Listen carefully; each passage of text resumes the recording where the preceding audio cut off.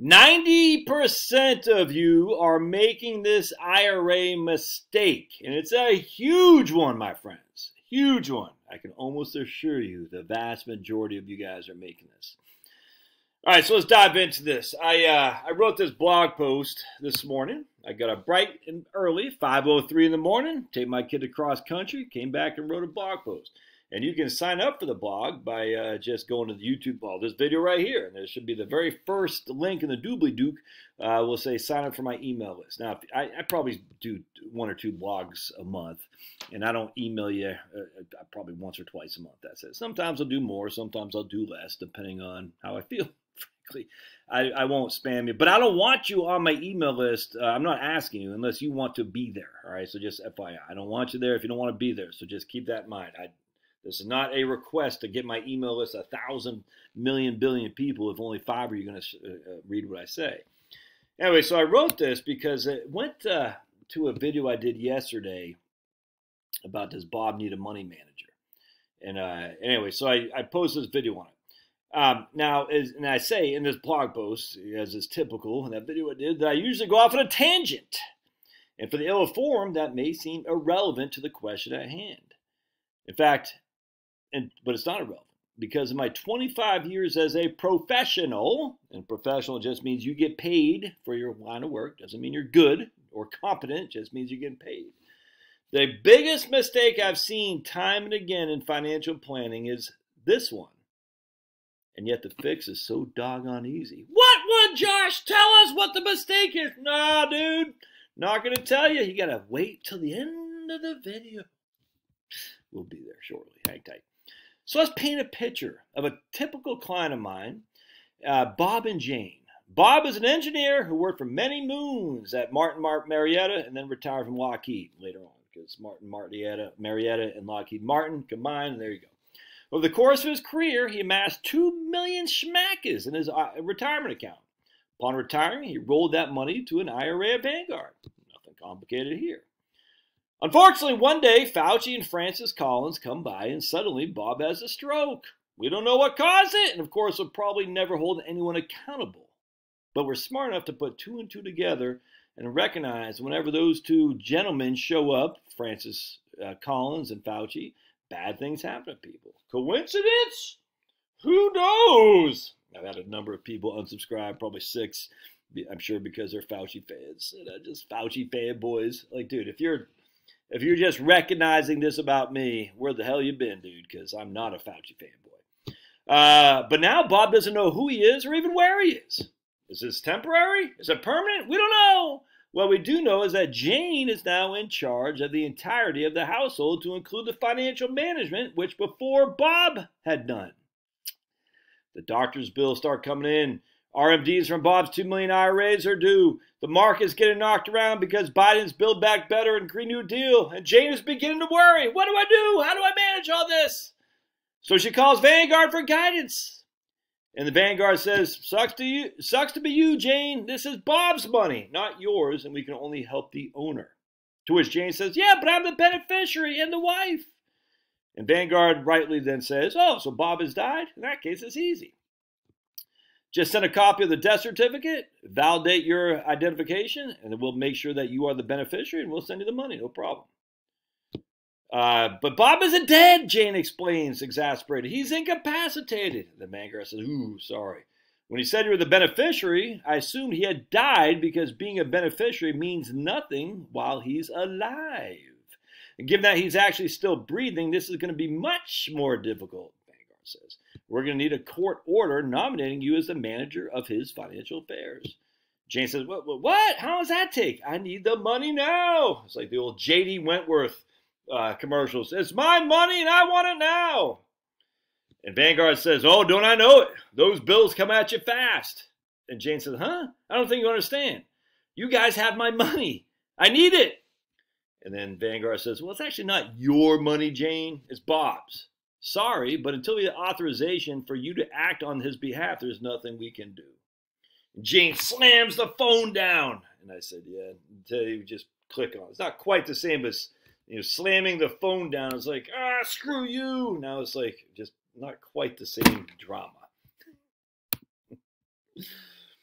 But the money she needs is right frickin' there. Vanguard has it. She's the beneficiary. She's the wife. But it's Bob's money, and she has no access to it because, in actuality, Bob neglected to do proper estate planning. Now, while this little drama may seem cartoonish, I'd ask you to think for a second. Could this actually happen to you? I bet you don't know. Thus, we got to get moving on this. The easy way to solve this is to simply see an attorney. Yes, a real live one that specializes in estate planning. The two attorneys that Charlotte and I have used in the past are Allison Bird here in Georgia, and I think she's in Roswell, and Aaron Lehman back in Harrisonburg, Virginia. And I recommend both of them. Now, it's been 20 years since I talked to Aaron and 10 since I talked to Allison, so maybe a lot has changed. They don't know me anymore. They might be Fauci fanboys. I don't know. But I don't even care. They're good at their job. And when we left the office, Charlotte felt very comfortable that she had a point of contact in case something happened to me. And that alone was worth the fee we paid. All right, so now you're convinced you need to do something. Yay for you. Unfortunately, a mistake many people make is even when they hire an attorney to draw up their documents can be found in this comment from that video. And I think the guy's name, Ralph, I think, wrote this comment, if memory serves. Ralph says, this is horrible. Bob, from Bob and Jane, Bob can set up a living trust funded with his assets. If he dies, his assets are drawn for Janie's health, education, maintenance support. We call that HEMS. When she dies, the assets can be distributed to the descendants with the trust terminating. If Bob is incapacitated, Janie can become successor trustee and access the assets for the family's benefit. Oh, no courts, yet the durable power of attorney. Yes, get the durable power of attorney, but may be not honored as you mentioned. This is bad. I'm not sure if Ralph is an estate planning attorney, but this is bad advice. And I said, man, for the love of all that is good, why would you do this to your spouse? Be advised, I'm not giving legal advice here, but do you not see the problems here? There are so many to see in this one little paragraph. I don't want to go into them right now. But I do say, if we're dealing with Bob's incapacity, a living trust won't do crap with IRA assets, Ralph. A living trust doesn't own the IRA. Only a bank-managed trusted IRA can own an IRA. And that's, you got to pay 1.5%. The whole thing is just crazy. I mean, like, you could do that. But very few people have trusted IRAs. Yeah, we had one at USA, and they were big on that. I didn't see much benefit there at all. When you have a simple solution called the durable power of attorney, which we'll get to a little bit more here in just a second. But on top, there's so much in here, too. So, look, man, Bob and Jane, let's say they're college sweethearts, like your old buddy Josh and Charlotte.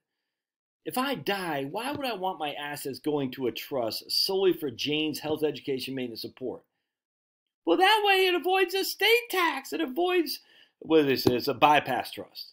It bypasses Jane's estate and allows me to use my full estate exemption. There is no estate tax on a $2 million estate, dude. And you're not getting around the income tax. I don't care if the trust owns. I don't care. There's no estate tax here. There is an income tax issue. At the end of the day, I don't even care. Why would I create this nightmare of a HEMS with a Q-tip, or if that's what we're going to do here, a qualified terminal interest property? All this stuff is silly, dudes. Unless Jane has a crack addiction, just give her the damn money. It's Charlotte and mine together. Just because it's in my name, it's still hers just as much as mine. And why would I name my wife as a successor trustee anyway? That doesn't make any sense. When you name a trust, a living trust, you are the grantor. You're granting assets to be held inside that trust. The trust is being funded with the assets you grant to the trust. Generally speaking, you and your spouse are co-trustees because you're both granting your jointly owned property, a brokerage account, your bank accounts, your house. You're not granting an IRA to a trust. You can't do that other than this thing called a trusted IRA. And on occasion it is valuable, but in here it's not. You're just not doing that. It's just the idea of someone saying this is crazy to me. I'm like, no, you're not doing that. So Charlotte and I are co-trustees. We're the grantors of the trust. At the death of both of us or the incapacity of both of us or either way, we have successor trustee. We'll name Allison Bird as my successor trustee while my kids are minors. That's fine. All right. Now, that's not what we do here because now two of my kids are no longer minors, and both of them are now in high school, the other two. I don't want to get too deep down this rabbit hole, but the point being is this is just bad. No, horrible. I cannot stress how bad this is right here. I'm not trying to bash Ralph, whoever the guy who wrote this. I'm trying to say he's ignorant. And sometimes you know too much to really do damage here. It's not, anyway, there's a lot more going on here that's not good. Anyway, so if you're, we already talked about that. I pray the good Lord above that the person who wrote this, Ralph, is not an attorney doing estate planning. Remember, I want to point out when it comes to proper estate planning, what we're trying to do is solve problems, not create new ones, as this guy's comment does exponentially. I cannot tell you how many men, in particularly, I'm going to protect my wife, and they have this freaking spider web of details you just want to drop an anvil on your head. All right. To cut to the chase, we're trying to solve an estate planning problem due to the potentially incapacity of Bob. The solution is a durable power of attorney. Durable means it survives incapacity. A general power of attorney ceases at incapacity. A springing power of attorney only comes into being at incapacity. It springs into effect at incapacity. No. This is what we want. Durable power of attorney. Again, not practicing legal. You talk to your attorney. In of itself, a durable power of attorney may not be enough. See this lady's comment. Denise. Denise says she can tell the audience from experience financial institutions do not accept a POA that you execute with your own attorney. No, she's incorrect in implying that all financial institutions do not accept a power of attorney in advance. That's not correct. Each institution is different. However, they're not obligated to accept your financial power of attorney in advance. They're not.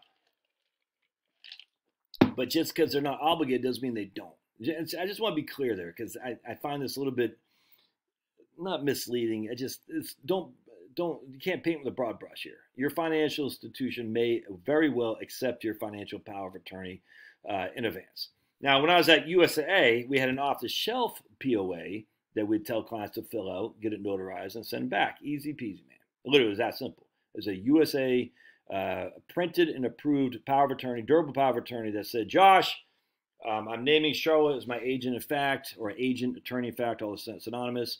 If I'm incapacitated, she has access to my money without needing a doctor's order, without needing to go into the courthouse and get into probate court to name her my guardian or anything like that. My agent is just right there in writing in advance. Now, the problem was this is what happened. A few years ago, I came across a Bogleheads article about Vanguard's requirements for powers of attorney on file. And it's like they had to have you send them every 30 days to keep it active. That's just stupid, man. So don't do that. But anyway, the point being is you call in advance. You say, hey, Vanguard, what do you need? I'm Bob. I got $2 million in my IRA. I want to make sure if something happens to me, Jane has access to my money via durable power of attorney. What do you need in advance so we can avoid the rigmarole that comes with it after the fact? So to conclude, get your doggone estate planning documents done in good order ASAP. Contact an estate planning attorney. Fees will run between $1,000 to $3,000 depending on what you're doing.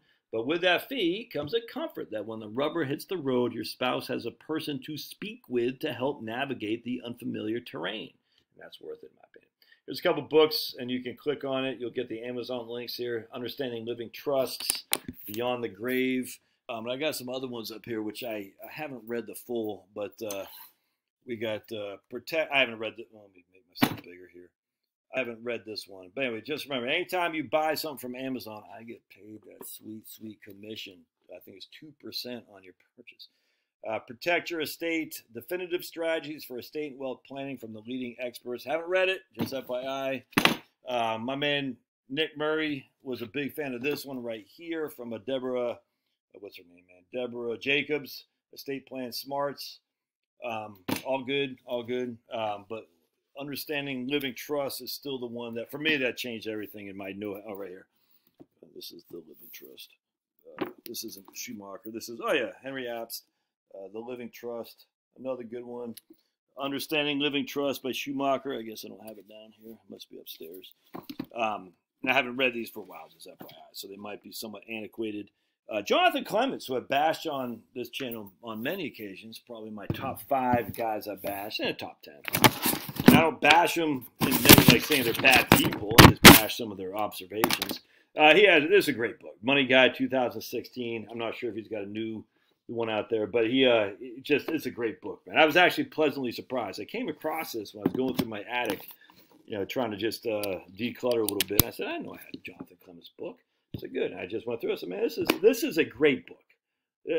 Lots of estate planning when married, beneficiary designations, titling, just tons of good stuff in here. I'm a big fan of that. So again, buy them through my link, and then I get paid commissions. I'll get rich, I tell you. Secondly, I want to show you. I did this video. I posted a video. Retire at 55. What happens to your Social Security? I'll put a link in the show notes. But that is in reference to a video I did on this channel about what's the guy's name? I forgot the guy's name. Jim, I think, who's too lazy to figure out how to crunch his own Social Security numbers.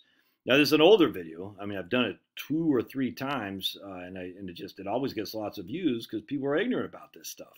It just is crazy to me. And it's fine. Ignorant until you become unignorant, i.e., till you know. And sometimes you don't know until someone bashes you over the head time and time again. So I'd like for you to watch that video. It's on my second channel, Josh Scanlon, Heritage Wealth, not Heritage Wealth, youtube.com/Josh Scanlon. I'll put a link in the show notes, and subscribe to that one too in case this channel ever gets nuked. But it just goes through how to figure out your Social Security. And if you don't do this and you're just relying on the good people at Social Security Administration, I just think you're making a mistake. And we know for a fact that mistake can be very, very costly. We're talking to the extent of hundreds, my friends, of millions of dollars. Don't make a mistake with your money. All right, love your thoughts. We'll see you.